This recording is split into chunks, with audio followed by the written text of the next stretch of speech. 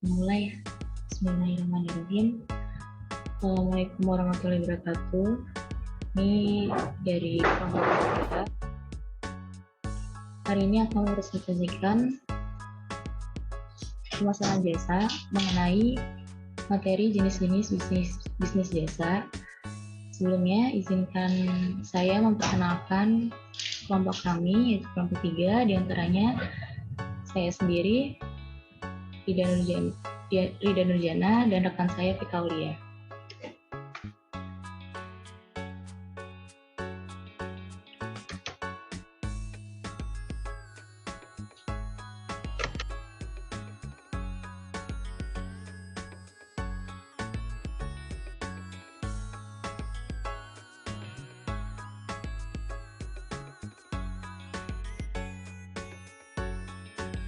Baik, untuk slide pertama akan dibacakan oleh saya sendiri, yaitu mengenai apa sih yang dimaksud dengan bisnis jasa.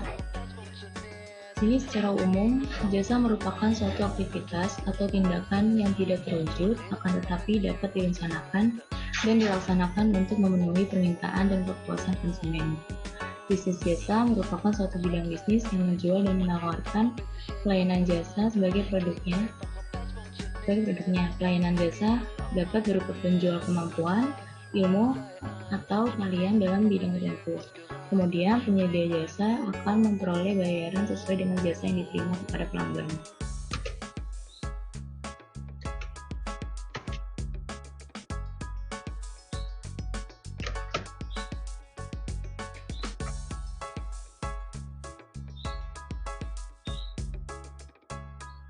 Baik, untuk memulai usaha jasa hanya membutuhkan modal yang lebih sedikit. Meskipun demikian, tetap saja bisnis ini memiliki prospek yang cukup menjanjikan, khususnya dari segi pendapatan. Di era globalisasi ini, persaingan bisnis yang dihadapi perusahaan-perusahaan saat ini semakin ketat, sehingga manajemen perusahaan dituntut untuk dapat mendesain dan menerapkan strategi pemasaran yang mampu menciptakan, mempertahankan, serta meningkatkan kebutuhan hidup masyarakat agar dapat memenangkan persaingan yang dihadapinya.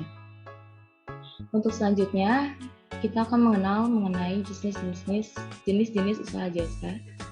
Yaitu yang pertama jasa transportasi. Jasa ini memiliki peran strategis dalam menggerakkan roda perekonomian nasional.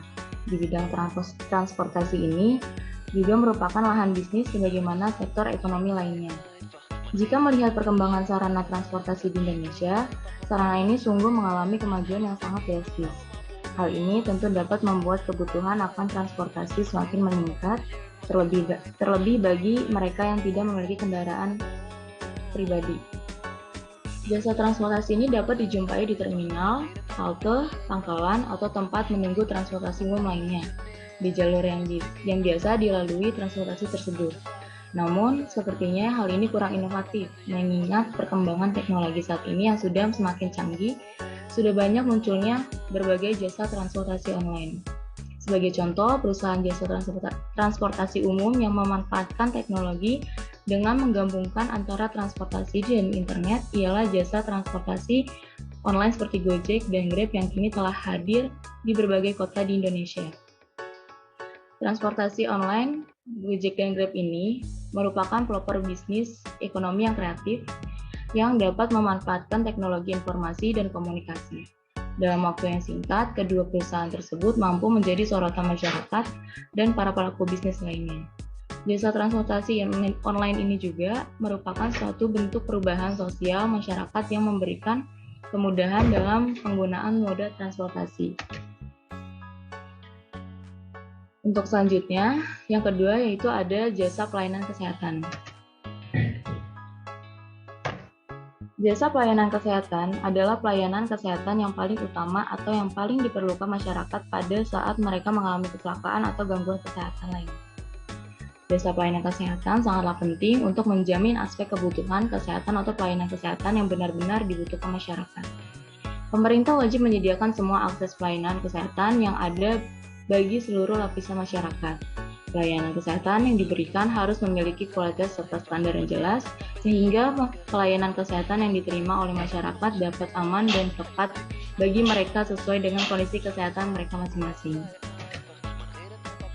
Selanjutnya sebagai contoh, itu ada rumah sakit sebagai sarana atau subsistem untuk memenuhi segala pelayanan kesehatan, dan juga merupakan suatu industri jasa yang berfungsi untuk memenuhi kebutuhan primer manusia, baik sebagai individu maupun masyarakat secara keseluruhan, serta untuk meningkatkan hajat hidup yang utama yaitu kesehatan.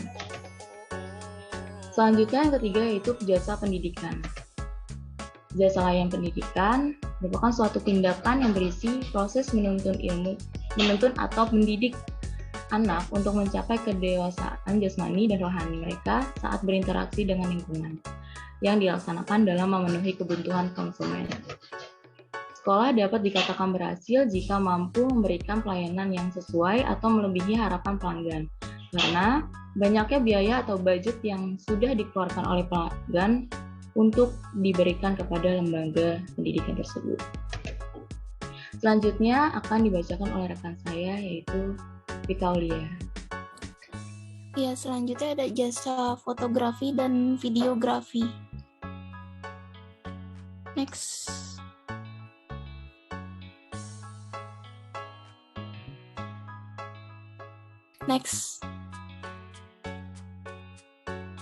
Fotografi dan videografi merupakan suatu kegiatan dokumentasi yang menggambarkan proses pengumpulan data serta pengambilan objek dalam suatu acara, seperti dokumentasi acara ulang tahun, prewedding, foto keluarga, foto produk, video dokumenter, dan lain-lain. Kegiatan yang dilakukan fotografer dan videografer yaitu sebagai individu kreatif yang berdiri untuk mengemas produk atau jasa yang dijual menjadi sesuatu yang bernilai tinggi. Next. Di era digital ini, kebutuhan manusia akan teknologi dan media komunikasi mengalami peningkatan, yang diantaranya merupakan kebutuhan di bidang fotografi dan videografi. Oleh karena itu, berkembangnya zaman dan teknologi saat ini menjadikan kegiatan fotografi dan videografi sebagai peran penting dalam dunia dokumentasi dengan cara yang lebih baik dan berkualitas. Selanjutnya ada jasa servis elektronik. Banyaknya peralatan yang berkembang dari waktu ke waktu dengan perkembangan yang sangat pesat, diantaranya adalah peralatan elektronik. Peralatan elektronik kelamaan akan mengalami kerusakan.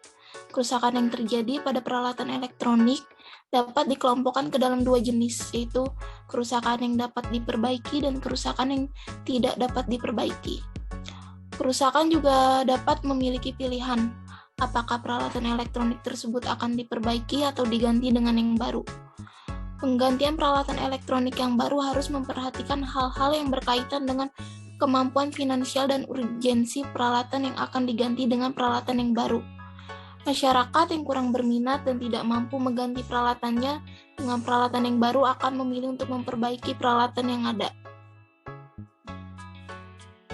Selanjutnya ada jasa desain grafis. Desain grafis merupakan suatu media untuk menyampaikan informasi melalui bahasa komunikasi visual dalam wujud trimatra ataupun dwimatra yang melibatkan kaidah-kaidah keestetikan. Prinsip-prinsip desain yang utama terdiri dari keseimbangan, kontras, unity, nilai, dan warna. Sebagai contoh, jasa desain poster atau banner atau brosur. Desain poster, banner, brosur, ataupun media promosi lainnya merupakan jasa desain grafis yang paling banyak dicari dan dibuat berkali-kali. Sama halnya seperti desain konten media sosial, desain yang dibuat harus unik dan menonjol di antara para pesaing, sehingga desain tersebut dapat menarik perhatian serta meyakinkan para calon customer agar dapat membeli produk yang ditawarkan dalam promosi tersebut. Selanjutnya ada jasa keuangan. Jasa keuangan merupakan jenis jasa yang disediakan oleh lembaga keuangan seperti bank, perusahaan asuransi, pembiayaan ekspor-impor, pembiayaan konsumen, sekuritas, dan perusahaan kartu kredit. Jasa keuangan tersebut diawasi oleh OJK atau Otoritas Jasa Keuangan. Dalam hal ini, OJK mengatur seluruh jasa keuangan di Indonesia yang terdiri dari asuransi, perbankan, dana pensiun, pasar modal, pembiayaan, dan industri jasa keuangan lainnya. Dalam perkembangan sektor keuangan di Indonesia, kehadiran OJK ialah sebagai sebuah lembaga pengawasan yang diharapkan mampu menjembatani guna membantu kelancaran kegiatan-kegiatan jasa keuangan, sehingga pengaturan terhadap kegiatan jasa keuangan tersebut dapat terlindungi dengan baik, serta akan memberikan dampak positif bagi perkembangan perekonomian di Indonesia. OJK juga merupakan salah satu komponen penting dalam sistem keuangan dan seluruh kegiatan jasa keuangan yang menjalankan fungsi intermediasi bagi berbagai kegiatan produktif di dalam perekonomian nasional. Sekian presentasi dari kelompok kami, kurang lebihnya mohon maaf.